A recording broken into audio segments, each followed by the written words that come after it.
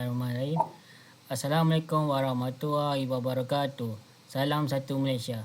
Saya speaker anda Muhaimin untuk forum malam ini. Malam ini forum kita yang bertajuk isu bendera terbalik. Bersama kita orang-orang yang berpengetahuan tentang isu malam ini. Saya memperkenalkan panel jemputan pertama kita, saudara Najmi. Yang kedua ialah saudara Ifan. Yes, saya. Seterusnya saya memperkenalkan saudara Ikwan. Ya, saya. Dan akhir sekali ialah saudara Syed. Ya, saya. Sebelum kita teruskan forum malam ini, saya ingin bersentuh sedikit tentang sejarah bendera Malaysia.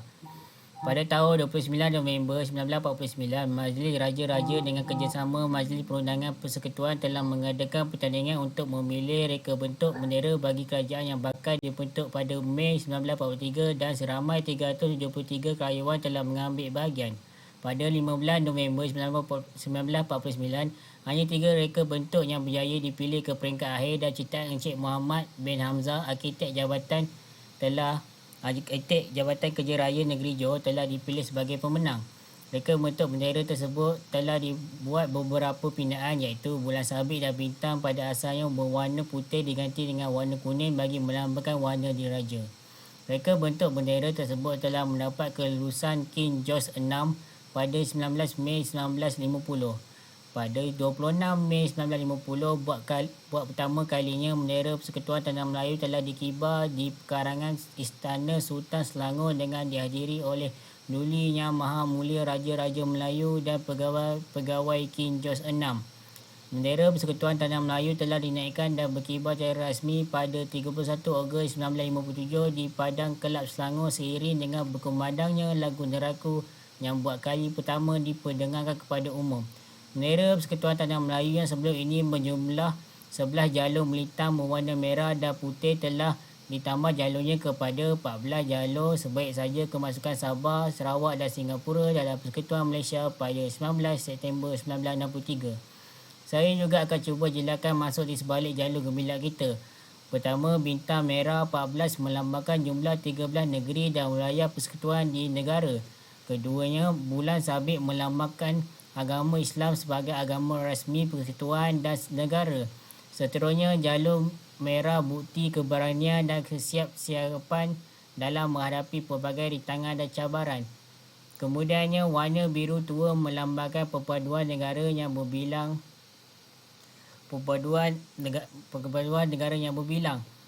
Kemudian akhir sekali kuning pada bulan dan bintang melambangkan kedaulatan raja perlembagaan. Jalur putih melambangkan kesucian, keikhlasan dan kesungguhan. Jadi berbalik pada topik forum kita, isu bendera diterbalikkan. Pada pendapat saudara Najmi, adakah tindakan ini ialah perbuatan yang tidak disengajakan atau sebaliknya? Bolehkah beri pencerahan? Silakan saudara Najmi. Okay, Assalamualaikum kepada semua pendengar, rakan panel dan speaker kita pada hari ini. Okay, sebelum saya mulakan ucapan saya ingin berterima kasih kepada speaker iaitu saudara Muhaimin kerana memberi peluang kepada saya untuk memberi pendapat tentang soalan yang diberikan. Okay. Pada pendapat saya, jika difikirkan secara logik, tindakan buruk tersebut lebih kepada disengajakan berbanding dilakukan secara tidak sengaja berdasarkan beberapa sebab yang munasabah.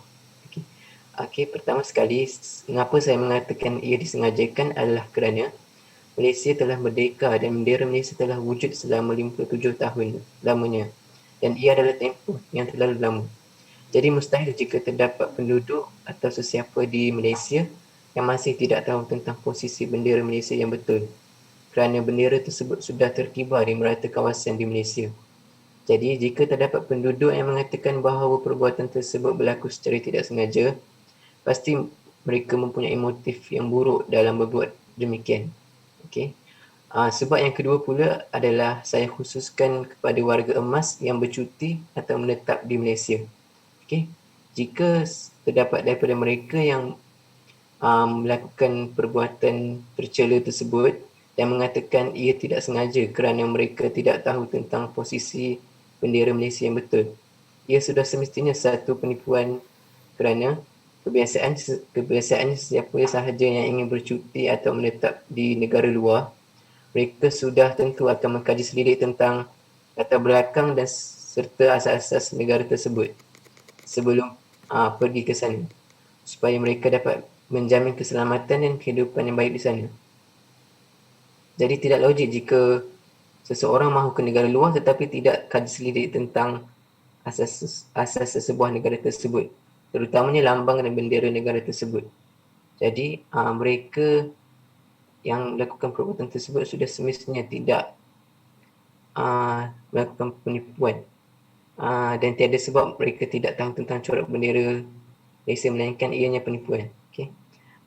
Akhir sekali, pada pendapat saya, khususnya kepada pekerja asing yang langsung tidak tahu mengenai bendera Malaysia, jika mereka diberi arahan sekalipun untuk memasang bendera Malaysia, saya rasa mereka tentu akan memilih bentuk yang betul di mana bulan sabit di bahagian atas kerana corak dan bentuknya lebih sesuai dan tidak pelik berbanding sebaliknya. Tapi jika mereka memilih corak yang sebaliknya, itu menunjukkan bahawa mereka sengaja berbuat demikian atas niat yang tertentu. Okey. Saya rasa itu saja setakat ni. Okey, balik kepada speaker. Terima kasih. Terima kasih saudara Najmi. Saya setuju dengan pendapat saudara Najmi. Perbuatan ini amat buruk di hayalat ramai kerana bendera negara kita tidak dihormati. Jadi bagaimanakah perasaan saudara Sheikh? Apakah punca yang menyebabkan hal ini berlaku? Silakan saudara Sheikh. Assalamualaikum warahmatullahi wabarakatuh. Terima kasih saya ucapkan kepada Tuan Speaker kerana memberi peluang kepada saya untuk berada di sini pada hari ini. Rujuk pada soalan sebentar tadi, antara sebab mengapa isu bendera terbalik ini terjadi ialah ia merupakan salah satu cara untuk menunjukkan rasa tidak puas hati ke atas sistem monarki di Malaysia. Sebagai contoh, sebelum terjadinya kes ini, jangan terkejut sekiranya saya mengatakan puak-puak ini juga merupakan orang yang sama memijak gambar Raja-Raja Melayu dan pemimpin Melayu. Mereka juga mengatakan sistem monarki dan ketuanan Melayu di Malaysia tidak relevan. Sebab yang lain pula, mungkin ada sebahagian daripada mereka tidak mengambil peduli dan bersikap acuh tak acuh tentang cara untuk memasang bendera Malaysia dengan betul. Walaupun mereka tahu rupa bentuk bendera Malaysia itu dan mereka biarkan saja kejahilan itu kekal dalam diri mereka. Mereka hanya akan memasang bendera itu dengan betul jika ada orang yang menegur cara mereka memasang bendera itu salah. Hal ini sangatlah kontradik di Indonesia. Sebagai contoh, jika kalian masih ingat tentang isu bendera terbalik ketika di Sukan C Malaysia pada tahun 2017, katalog buku Sukan C yang diedarkan kepada semua atlet dan pegawai yang bertanding terdapat kesilapan teknikal di mana dari Indonesia dicetak secara terbalik dan kita boleh lihat majoriti rakyat Indonesia memberontak sambil menyuarakan ketidakpuas hatian mereka kepada duta Malaysia di Indonesia. Dari sini kita boleh lihat rakyat Indonesia mempunyai semangat nasionalisme dan patriotisme yang tinggi, yang mana perkara seperti ini perlu kita mengambil contoh daripada mereka. Itu saja daripada saya. Balik pada Tuan Speaker. Terima kasih. Terima kasih atas pandangan saudara Sheikh. Saya pun bersependapat bahawa jika kita melakukan perbuatan buruk ini, ianya umpama mencabar negara dan raja-raja. Perkara ini boleh membawa keruntuhan moral negara dan memecah belahkan perpaduan kita. Saudara Irfan, apakah asas kepada sifat perpaduan rakyat yang boleh kita pupuk untuk mengelakkan kejadian begini berulang kembali pada masa akan datang? Silakan saudara Irfan. Assalamualaikum warahmatullahi wabarakatuh. Terima kasih kepada speaker kita pada hari ini, saudara Muhaimin dan rakan-rakan panel yang lain, kerana memberi peluang kepada saya untuk memberi sepatah dua kata. Berbalik kepada soalan yang ditujukan sebentar tadi, pada pendapat saya, sifat perpaduan rakyat dapat dipupuk apabila kita menghargai kepelbagaian budaya dan saling menghormati perbezaan agama. Menghargai kepelbagaian budaya dan saling menghormati perbezaan agama ialah dua perkara yang sangat penting dalam mencapai keamanan hidup dalam bermasyarakat. Hal ini demikian kerana menghormati budaya dan perbezaan agama merupakan kunci utama ke arah melahirkan masyarakat Malaysia yang harmoni dan bersatu padu. Kepelbagaian rakyat Malaysia dari segi budaya dan agama telah menjadikan Malaysia sebagai sebuah negara yang sangat unik. Rakyat diberikan kebebasan mutlak dan mengamalkan ajaran agama dan kepercayaan masing-masing tanpa sebarang kekangan, batasan maupun halangan. Walaupun agama Islam diisytiharkan sebagai agama rasmi negara kita, hak dan kebebasan ini turut termaktub dalam perlembagaan dan menjadi asas untuk memelihara perpaduan dan keharmonian rakyat Malaysia. Selain daripada itu juga, kita dapat melihat di Malaysia, perayaan setiap agama juga disambut secara besar-besaran. Malah ada negeri yang memberikan cuti umum untuk menyambut perayaan-perayaan tersebut. Hal ini jelas membuktikan masyarakat Malaysia telah hidup dalam keadaan yang harmoni dengan berpegang kuat kepada sifat toleransi yang tinggi, dan setiap kaum juga menunjukkan sikap saling menghormati antara satu sama lain. Sifat terpuji sebegini dah yang telah menjadi tunjang kepada kemajuan kita sebagai sebuah negara bangsa yang berjaya. Akhir sekali, kita dapat melihat bahawa pemimpin luar turut mengakui dan mengiktiraf keunikan yang ada pada Malaysia sehingga melabel Malaysia sebagai model negara membangun.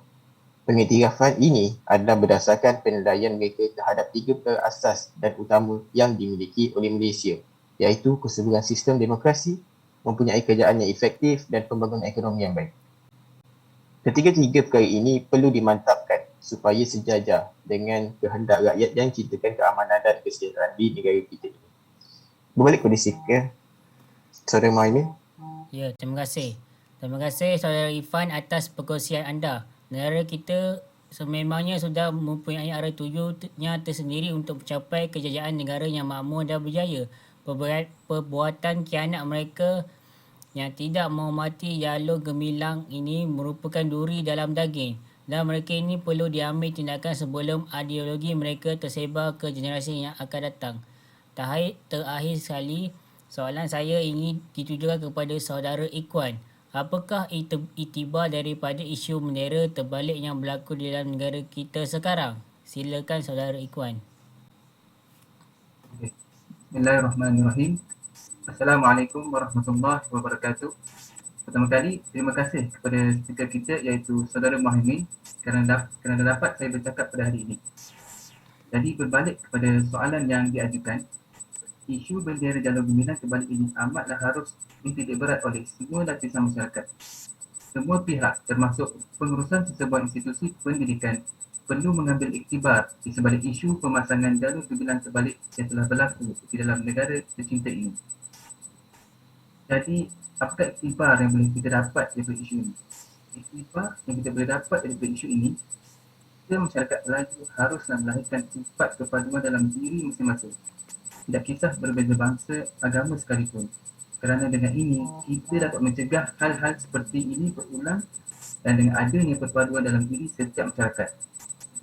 Semua masyarakat akan menghormati jalur gemilang negara kita kerana ia adalah maruah negara kita dan juga ia melindungi negara kita daripada ancaman luar. Kerana apabila pihak luar mengetahui hal seperti ini berlaku, maka sudah tentu mereka mengetahui bahawa keadaan ataupun situasi dalam negara adalah kucak-kacir. Dan mereka, yakni pihak luar, akan mengambil kesempatan terhadap permasalahan ini. Seterusnya, saya ingin mengambil dari kata-kata Timbalan Pengerusi Jawatankuasa Pelaksanaan Syariah, Pendidikan dan Pengajian Tinggi Negeri Maliaman Kasim. Beliau berkata seperti ini, iaitu pemasangan bendera terbalik ataupun menjahit bendera jalur gemilang secara terbalik sama ada disengajakan atau sebaliknya, ia satu kesalahan moral yang besar dan berkait rapat dengan kedaulatan negara. Oleh yang demikian, kita sebagai masyarakat yang bertanggungjawab mestilah berdoa dan berharap agar perkara sedemikian tidak berulang lagi. Jadi kita sebagai rakyat Malaysia tentunya kita perlu faham bahawa jalur gemilang ini tidak boleh dipasang terbalik, dihina maupun dipijak kerana ini imej kedaulatan negara kita. Namun yang demikian, saya juga tidak menolak kemungkinan insiden pemasangan jalur gemilang terbalik yang telah berlaku dalam negara kita ini adalah suatu perkara yang dirancang. Dalam satu sahaja mungkin kesilapan yang tidak disengajakan. Tetapi apabila banyak kemungkinan juga ada perancangan sudut tertentu. Ini kerana kita bimbang dan takut akan wujudnya komplot atau perancangan yang rapi daripada mana-mana pihak untuk gugat kedaulatan dan keamanan negara kita. Kecintaan kepada tanah air ini perlulah kita tanam dalam jiwa sejak kecil lagi. Sekian sahaja dari saya. Balik kepada tuan speaker kita. Ya, terima kasih saudara Ikwan. Terima kasih juga sudi memberi pendapat tentang isu ini. Memang tidak dinafikan mereka ini telah mencabar kedaulatan negara kita dengan tindakan buruk mereka. Kita sewajarnya sebagai rakyat Malaysia sepatutnya bersyukur atas nikmat mempunyai negara tersendiri. Akhir kata daripada saya sebelum mengakhiri forum ini, kita hendaklah meningkatkan patriotisme dan integriti pada negara. Kerana ramai pejuang tanah air berkorban demi mencapai kemerdekaan negara. Terima kasih kepada ahli panel dan juga pada penonton. Semoga kita berjumpa lagi. Wabillahi taufiq hidayah. Wassalamualaikum warahmatullahi wabarakatuh.